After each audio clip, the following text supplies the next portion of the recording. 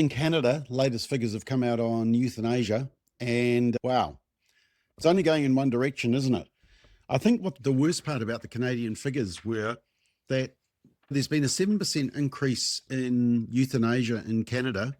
So this is the latest figures for all of last year. So 7% overall, right?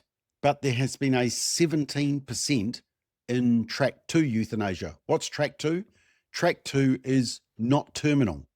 In other words, you can have euthanasia in Canada if you have a grievous and irremediable medical condition, but they don't define what it is in law.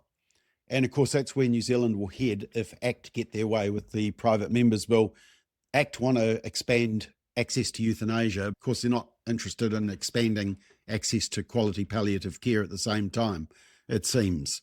And also the other interesting thing about the Canada figures, it says it is assumed that pain and suffering is the primary reason why people seek to be killed by euthanasia. But the report from last year indicates that inadequate pain, basically, and that concern is actually not even in the top 5 reasons for euthanasia were loss of ability to engage in meaningful activities, loss of ability to perform activities of daily living, loss of independence, and loss of dignity were the top 4. So you can see often it's about pain and suffering, people going through excruciating deaths. No, it's not. It's really just about the fact that Down syndrome, we haven't learned to accept disabled people with disabilities into our communities and help and nurture and care for them so that they see their life as important.